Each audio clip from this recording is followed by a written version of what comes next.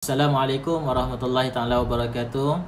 Hai anak-anak, insya-Allah bersua lagi kita pada kali ini bersama saya Ustaz Ahmad Rujhan bin Zakaria untuk kita sambung pembelajaran kita secara online ataupun PDPR, belajar di rumah.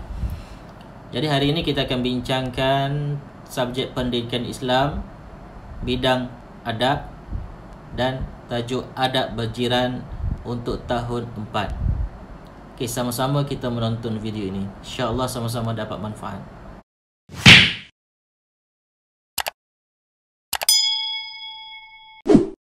Hai anak-anak, berjumpa lagi kita untuk kali ini. InsyaAllah hari ini anak-anak kita akan bincangkan subjek pendidikan Islam, bidang adab, tajuk jiran sepakat membawa berkat. Itu kita akan bincangkan berkaitan dengan adab-adab berjiran. Okey, anak-anak semua dah sedia? InsyaAllah kita akan mulakan. Harap semua anak-anak dapat memberi tumpuan kepada apa yang akan kita bincangkan pada kali ini. Jika sekiranya bersama dengan anak-anak ada buku, anak-anak bolehlah membuka buku pada muka surat 174 ataupun menonton video ini dengan penuh perhatian. InsyaAllah kita mulakan dengan perbincangan apakah yang dimaksudkan dengan jiran. Pengertian jiran. Harap anak-anak dapat memberi perhatian. Sebelum kita bincangkan lebih lanjut berkaitan dengan jiran dan adab-adabnya, kita lihat dulu apa yang dimaksudkan dengan jiran ataupun pengertian jiran. Jiran ialah, saya besarkan sikit.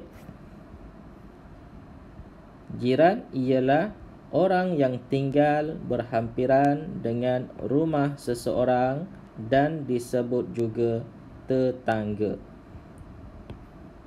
Jiran ialah orang yang tinggal berhampiran dengan rumah seseorang dan disebut juga tetangga. Baik, apa itu jiran?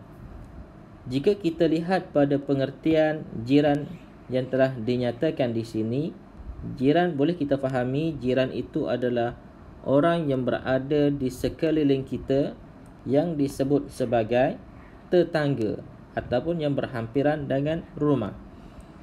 Baik, kita lihat jika sekiranya ini adalah rumah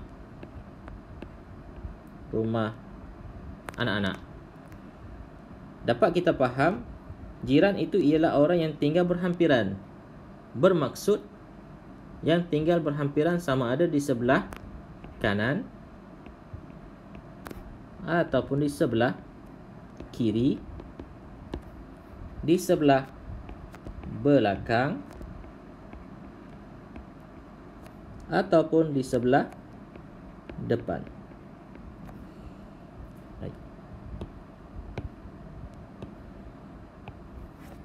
Jadi semua yang berada di belakang, kanan, depan dan kiri, ini adalah dikatakan jiran. Inilah dikatakan jiran. Okey, dapat? Okey, seterusnya kita teruskan pula dengan dalil. Apa itu dalil? Dalil ni adalah bermaksud kata-kata daripada Nabi SAW.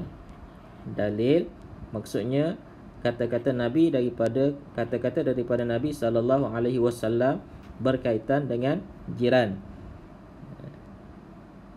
Disebabkan jiran ini adalah suatu yang penting, maka Nabi SAW memberikan kita ingatan, dan ingatan inilah yang dikatakan hadis ataupun dalil daripada Nabi SAW. Kita lihat apa yang dikatakan oleh Nabi. An Abi Hurairah radhiyallahu anhu anna Rasulullah sallallahu alaihi wasallam qala man kana yu'minu billahi wal yawmil akhir fala yu'zi jarahu. Rawahul Bukhari wa Muslim. Baik. Apa maksudnya? Maksudnya daripada Abu Hurairah radhiyallahu anhu bahawa Rasulullah sallallahu alaihi wasallam bersabda, sesiapa yang beriman dengan Allah dan hari akhirat, maka janganlah menyakiti jirannya. Riwayat Bukhari dan Muslim. Baik. Jika kita lihat yang dikatakan oleh Nabi sallallahu alaihi wasallam, sesiapa yang beriman dengan Allah dan hari akhirat, maka janganlah ia menyakiti jirannya. Bermaksud, kalau kita ini beragama Islam ataupun kita ini orang yang beriman dengan Allah dan hari akhirat, maka kita mestilah tidak menyakiti jiran. Ataupun dengan kata lain, menyakiti hati jiran, dengan kata lain, berbuat baik terhadap jiran. Berbuat baik terhadap jiran.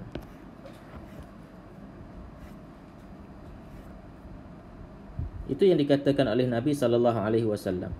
Berdasarkan hadis di atas, seseorang Muslim wajib beradab dengan jirannya tanpa mengira agama dan bangsa.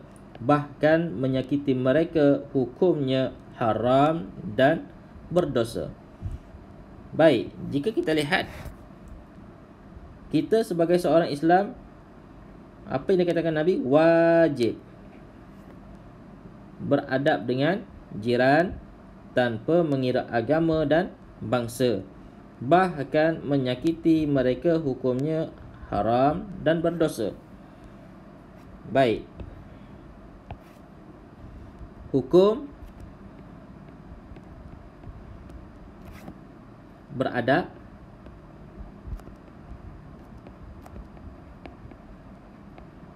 dengan jiran, hukumnya adalah wajib. Dan yang kedua, hukum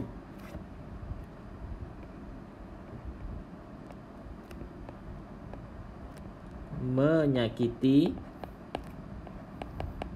jiran, hukumnya adalah haram. Okey, baik. Betapa pentingnya adab kita bersama dengan jiran. Okey, seterusnya kita lihat pula pada muka surat 175. Baik, kita bincangkan pula berkaitan dengan hak jiran. Maksudnya, apa yang perlu kita lakukan terhadap jiran? Yang pertama, dari segi perbuatan.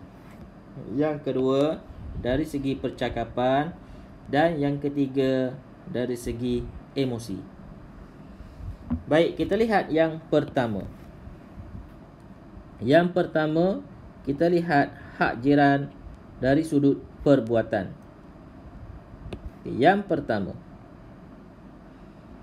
menghormati adat, budaya dan agama masing-masing.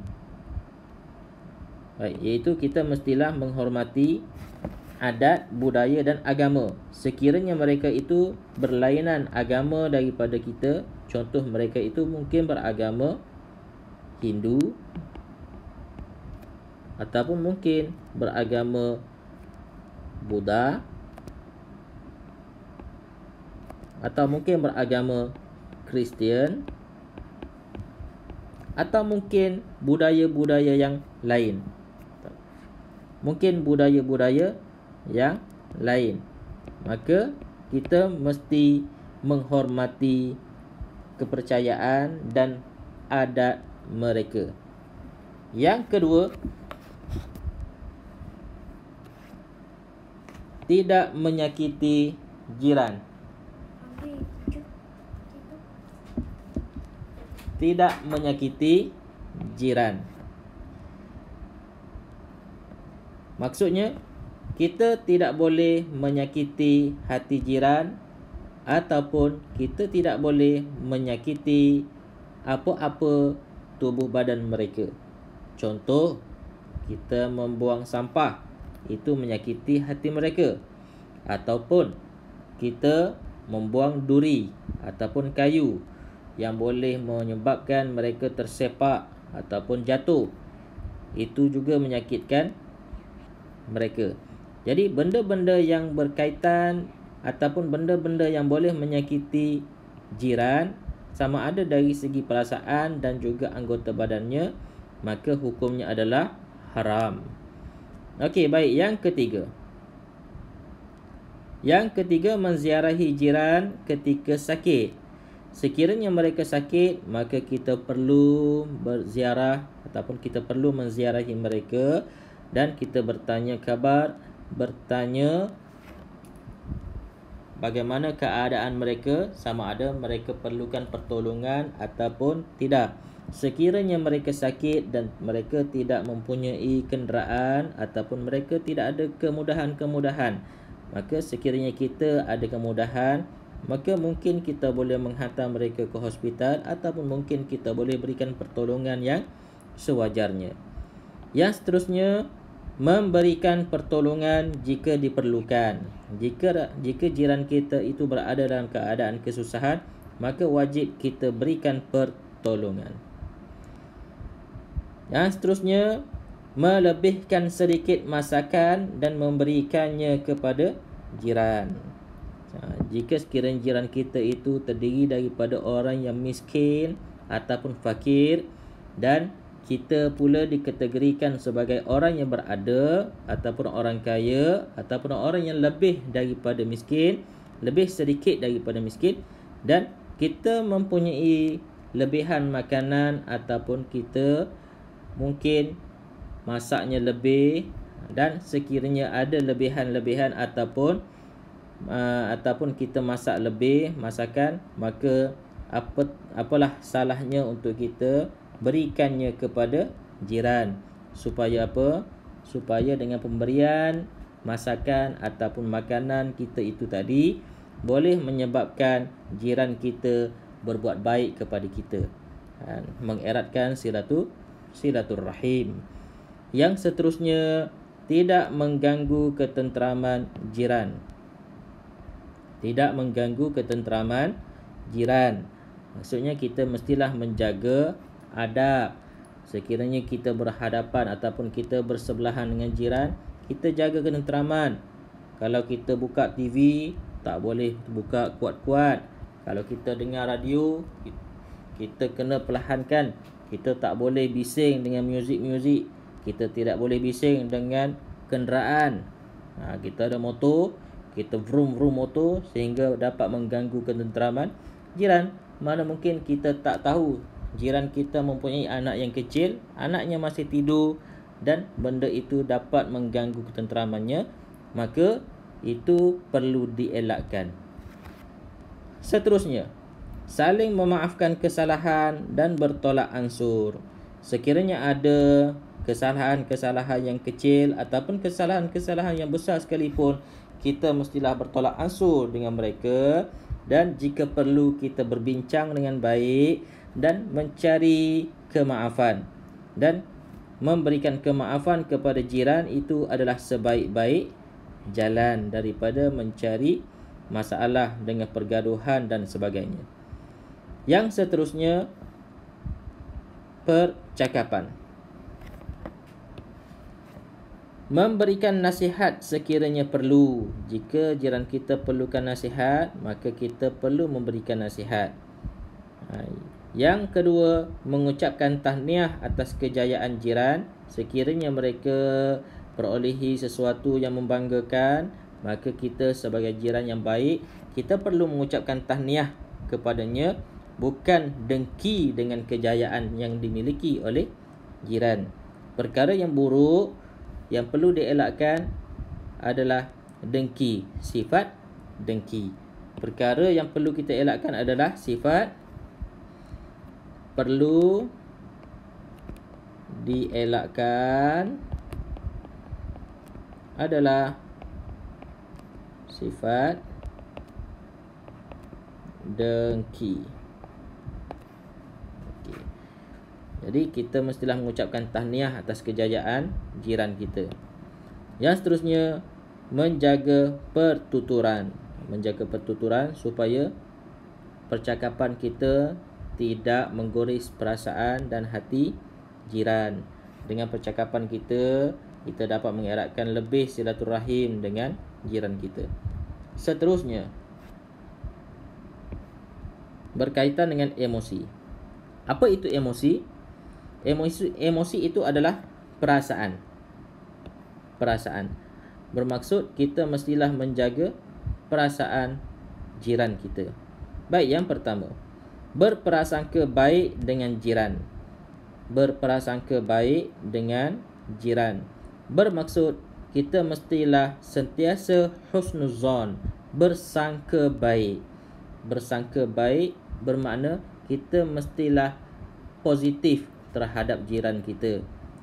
Sekiranya kita lihat jiran kita ada sesuatu masalah, mestilah yang pertama sekali kita berprasangka baik ataupun memandangnya dari sudut positif.